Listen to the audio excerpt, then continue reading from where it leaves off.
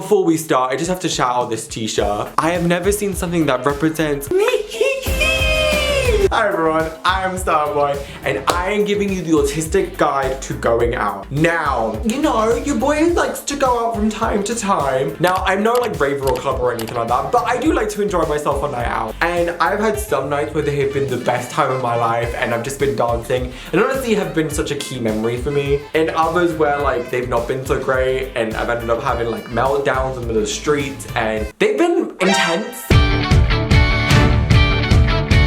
Wake me up and save me. So, from my good, medium, and bad experiences, I thought I would share to you my best tips and tricks that I have found for me help me a lot when going out. I don't know why we don't talk about this because this is such a key experience for adults. Honestly, and particularly for autistic adults, it'd be nice to have this conversation open. What works for me might not work for everyone, so please keep that in mind. Of course, every neurodivergent person and every autistic person is different, and what works for them might not work for me, etc, etc. However, these are just the best tips and tricks that I have found that work for me and make me feel a lot more comfortable. Without further ado, let us begin with the guide.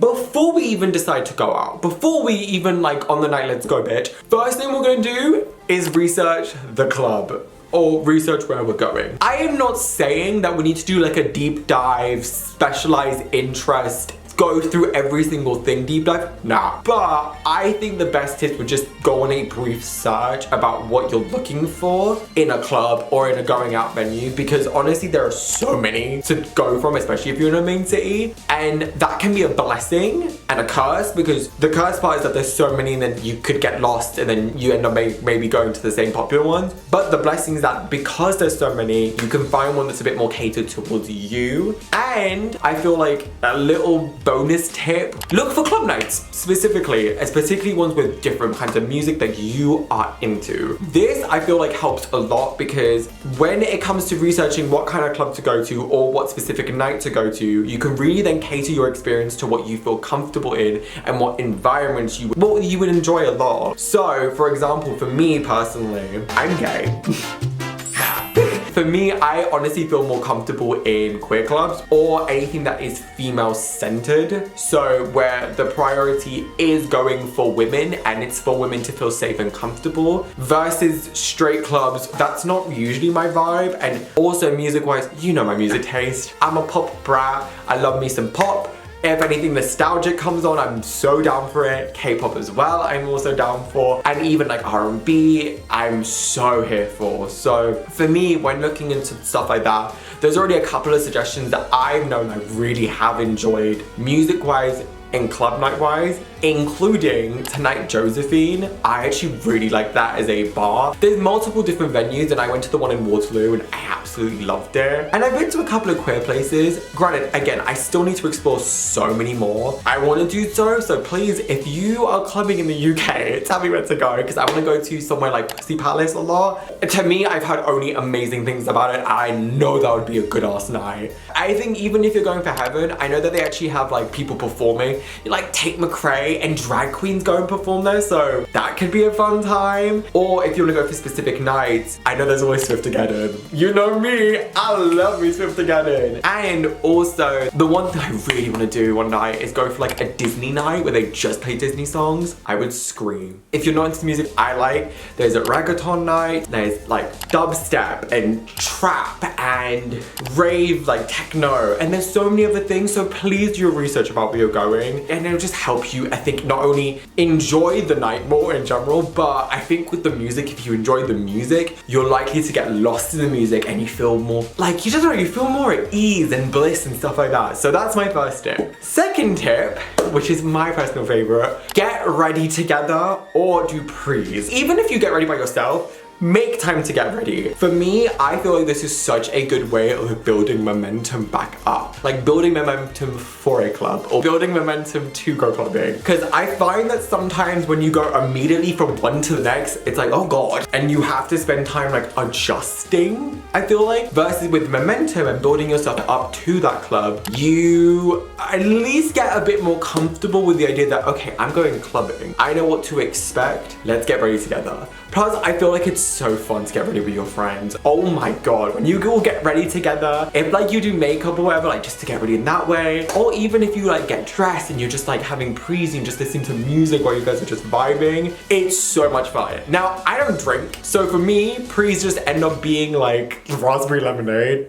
But believe me, I still have fun. I still enjoy myself.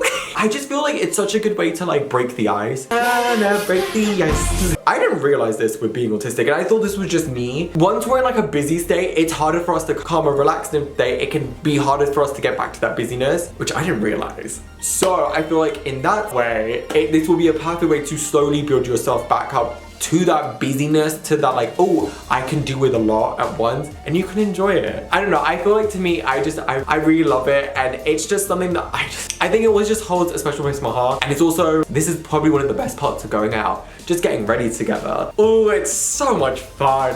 Oh, I love it. Third tip, please make sure that you have an idea of where the places are to go out for air.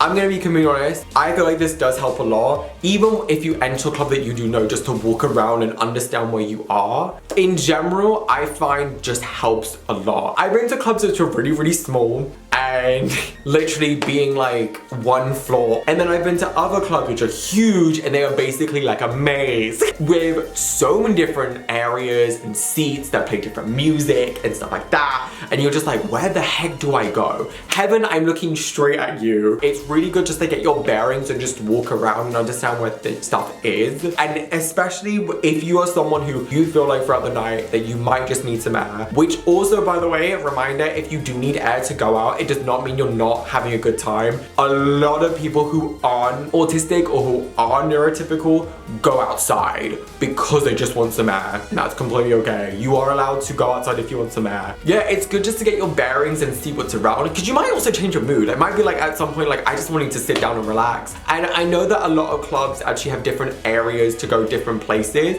or even bars also have the same. So just do that. Also, it's just really good to know what the toilets are, because if you're like me, I always need to pee, so it's good to know, bitch. Cloakroom. The only thing you should be putting in there is your coat or jacket. Firstly, because you'll be absolutely sweating. Even if you're not dancing, it's hot in there. It's hot, there's so many people touching upon each other. Sounds like a living nightmare. I know. Please put it in the cloakroom. There have been instances where some bars don't have cloakrooms, and it is an absolute annoyance to try and just leave your stuff everywhere, because you're just constantly looking about like, is someone taking it? Is my stuff getting stolen? So that is the only thing I would do, is to leave that stuff in the cloakroom. Saves you the hassle of the night. Just make sure you have the token with you, or like put it in like a pocket or something, or put it in your bag. That's another tip. Or just take a photo of it. I think taking a photo of it is the safest bet, just in case you do lose it. Yeah, I know when you go out it'll be cold, but you'll also be so hot in the room that it'll be so refreshing and nice to go outside. But I will say, still keep your bag on you. Like, if you're carrying a bag, please keep that on you.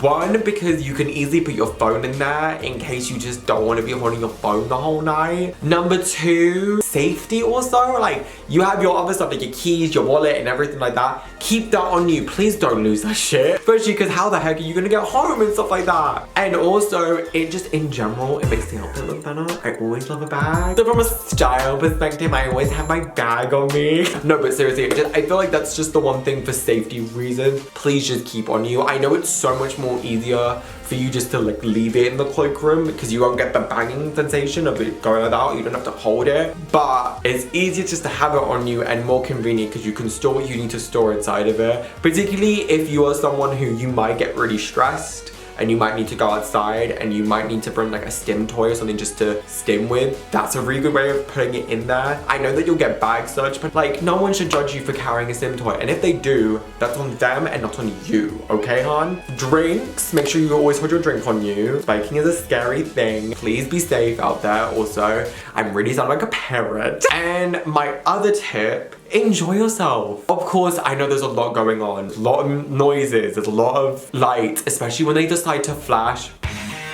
When anywhere decides to have fucking strobe lighting, I want to punch them in the face. I hate strobe lighting when going clubbing.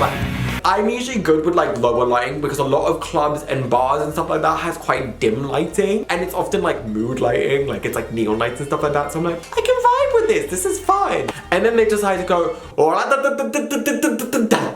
like, can you not? I don't know, there's just so much going on. So I guess my other tip would be, make sure that you do have someone with you, because I know clubs can get really busy, and especially if you're going in a big group, which is always more fun, you can get lost. So please make sure that you always have someone with you, and if you want to end up going to a different room, tell them. Even if you're in the mood to play a little bit saucy and you want to make out with someone, go to the club room with someone and let them know what's going on inside the club, please. At the bar, I will admit, the bars that I've been to, they haven't been really massively big where you could dance, so you can see everyone. But like a club, babe, be with someone. Even if your big group gets lost, stay with one person. Because by the end of the night, this is literally how like Halloween went in like 2022. Like loads of people went out for kebabs and then went back into the club. I was sitting there with like my friend Radesh, just sitting there like, wow, this music is absolutely terrible. Some people went downstairs to rave, and it would, yeah. So again, stay with one person at least. What other tips do I have? If you're gonna kiss someone, obviously enjoy the makeup. You saucy little thing. Babe, just enjoy yourself, like have fun. The point of a club is just to let on your hair and enjoy yourself. My one thing is, if you are someone who doesn't drink, or even if you are someone who does drink but you just don't want to drink, water is for free. You can simply just ask for water and they will give it to you. You do have to wait the bar line for a lot of them, and that's just kind of annoying. Just get water. It just helps refresh the system in a way. Hopefully if you're in the right environment and you feel comfortable and if you feel like it's for you, you will have a great time. If it's not for you, it is also okay to leave. Just because you don't like going out, that doesn't mean you're not cool, or that doesn't mean like you're a bad person, or like you're not worthy of love and all this stuff. It's an environment that people don't enjoy. A lot of neurotypical people don't enjoy clubbing. It's just not their thing. That's okay. You do not have to enjoy clubbing if you don't like it. I completely understand why. It's a lot of preparation to build up to get to a club. It's a lot of noises. It's a lot of people. It's a lot of different feelings. Like your clothes feel a certain way and everything feels more hyperactive and more sensitive, and I completely get that. So if you don't enjoy it, please make sure that you do leave. It is okay. I do have some more tips. This is very chaotic, but we're just rolling with this. Please make sure that you eat before you go clubbing. Eat before and eat after. The reason why I recommend is because you are going to burn a lot of energy. Just because you're dancing, babe. You're dancing. Even if you're going to a bar, please just make sure you eat before and after still. Again, you're burning a lot of energy. You're going to end up feeling really hungry. And even if it's like 3 a.m., please go and eat something. I've done it where I just come home and I'm going straight to bed and I wake up starving and I feel so uncomfortable and I'm like, oh my god, what's up? And then I eat something and I'm like, oh, it's because I'm hungry. Got it. Do it because you would just feel a lot better. You will not have then the factor of being hungry coming into, oh, why am I feeling sensory overload? Because you're at least guaranteed, no, like, I have eaten something. And also with clothing, yes, go glam. Dress up, have some fun, because I also feel like when you dress the part, you end up feeling the part and then you still want to go. But also dress in clothing you feel comfortable with. So that does mean if it's something you do not feel 100% comfortable in, you will notice it. One time I wore something that was very uncomfortable on me and it actually led me to sensory overload, because as soon as you start to notice one thing, then everything starts to trickle down. I was on one piece of clothing and I just started feeling it and I was feeling like pain, like it was itching me and it felt like horrid. So it was actually like one of the labels inside the clothing. Not this top, I haven't worn this top out, but I'm just saying it's one of those. It was to the point where you literally had to rip it out and I still didn't make me feel better. Please wear clothing you feel comfortable in, what makes you feel good. So honestly for me, the best clothing is anything that's like a tight vest. A tight vest, crop top, usually high-waisted trousers, and an overshirt is probably my go-to for clubbing. This is the last tip I'll give before we start the going home process. If you are having a really bad meltdown on a club night, this might happen. And that's okay if it happens. Like, don't feel bad for having a meltdown, okay? It is what it is. What it is, ho. What's up? Sorry. So if that is the case and you do end up having a meltdown while in a club, for me, I feel like the best tips is, remember those outdoor spaces I told you about earlier? Go to them. Now, the one good thing is that actually a lot of clubs end up having outdoor spaces. So I know, was it Metropolis is a club on the rooftop was just an outdoor bar. So I think it did have heating, so it didn't feel cold as well. This is perfect because it's still heated and it's still warm, but it's outdoors. Yes, there's a lot more people. Like, it's not like secluded or empty, but there is room to breathe. Like, you're able to breathe and relax. It's a lot more chill than the club environment, and in general I feel like it's a really good place just to like have a moment. I usually just have a moment anyway in a club if I'm just like, I just need 5 minutes. I do, because to me I'm like, I just need 5 minutes.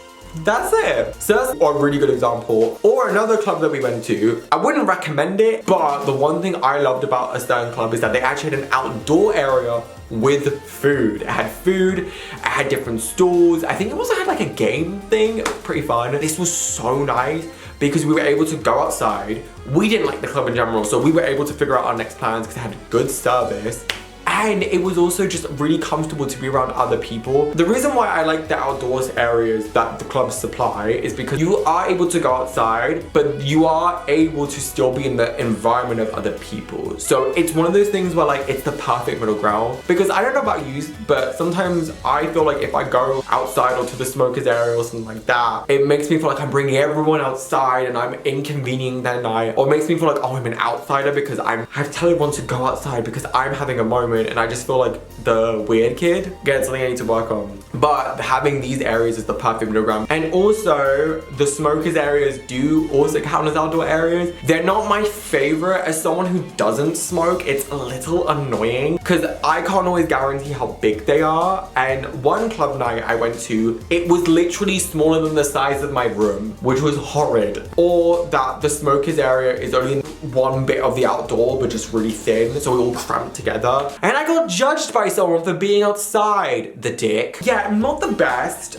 but there are other bars where they literally just take you out on the street, and sometimes I prefer them. Like, I know that the one we went for tonight, Josephine in Waterloo, because that street is really wide, I was able to feel like I could just breathe, and I felt really comfortable. It just gave me like breathing room, and I liked it. However, another club where we went to, and I needed to go outside because I was feeling a bit overwhelmed, that outdoor street was absolutely tiny. No. And if they all fail, like you still do not feel comfortable in that outdoor space, then ask for the medic room and say that you have like a disability. You don't have to say what. You can give the reason if you want to. I did that actually one night. I got really bad that I just needed the medic room, and it helped so much because the area of the medic room is bigger. You have trained specialists to help you in case you just need anything like at all. It's also just like a space to breathe, honestly, and it really does help calm down everything. And it's not a big deal also.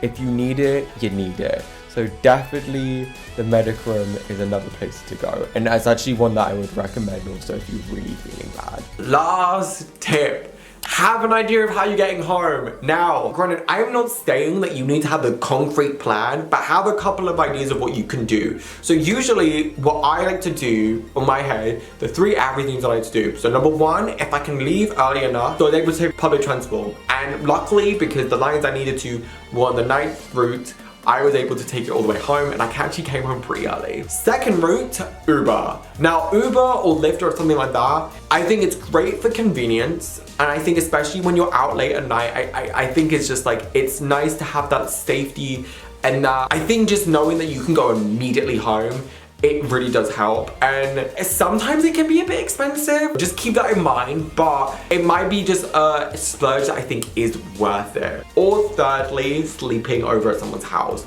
Now, especially if you're like me and it takes you a while to get to your friend's house, and if we're going clubbing nearer to them, it might be easier if you're all going home to just sleep over, because it just saves you the hassle of trying to go back home, trying to figure out your route and all that stuff. Even ask them before. 9 times out of 10 they'll be like, yeah. You can end up having a really cute like bonding session, and in general saves time and energy because you're not having to worry about how am I gonna get home? Am I gonna get home safe? And whatever. And if you're going out and you're messaging someone on the outside that, hey, I'm going out, this is my plan, which by the way, my tip, definitely do that. It does also save hassle because they don't have to worry about, oh my god, he can go home. It's like, okay, he's going home with this person. But I really hope that you do enjoy your night, and please comment down below any more like things A, you want me to address that we don't talk about in the autistic community enough, and B, any more like tips that you want to hear about going out, about clubbing, or about bars, or any recommendations. Although I'm not the most avid person for going out, I feel like I can help out a lot. I did hope you enjoyed this video, and I will see you guys in 2 weeks for the next video. Love y'all. Bye.